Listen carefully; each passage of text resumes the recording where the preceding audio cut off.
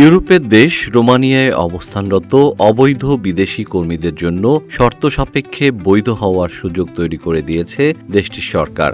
নতুন এক জরুরি অধ্যাদেশের মাধ্যমে এই সুবিধা চালু করা হয়েছে, যা ইতিমধ্যে আনুষ্ঠানিকভাবে প্রকাশিত হয়েছে।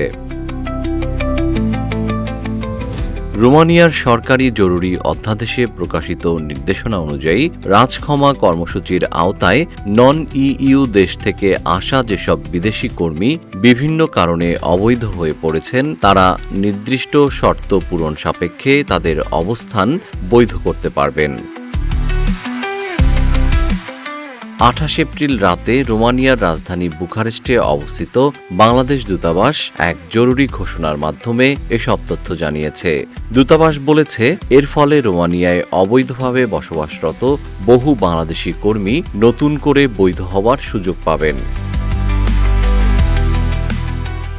নির্দেশনা অনুযায়ী ইতোমধ্যে অবৈধ হয়ে যাওয়া কর্মীদের আইন কার্যকর হওয়ার 60 দিনের মধ্যে রোমানিয়ার ইমিগ্রেশন কর্তৃপক্ষের সঙ্গে যোগাযোগ করতে হবে।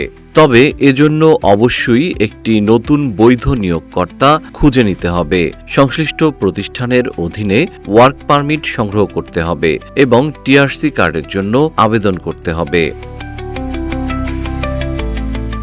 বাংলাদেশ দূতাবাস জানিয়েছে, নতুন এই প্রক্রিয়া বাস্তবায়নের শুরুতে কিছু জটিলতা দেখা দিতে পারে, তাই প্রয়োজনে দূতাবাসের সহায়তা নেওয়ার পরামর্শ দেওয়া হয়েছে।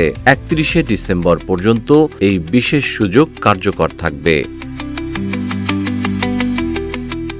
যাদের বিরুদ্ধে ইতোমধ্যে রিটার্ন ডিসিশন বা দেশত্যাগের নির্দেশ জারি হয়েছে কিংবা যারা অবৈধভাবে রোমানিয়ায় প্রবেশ করেছেন, তারা এই কর্মসূচির আওতার বাইরে থাকবেন। জেম শিহাব, রূপালী বাংলাদেশ।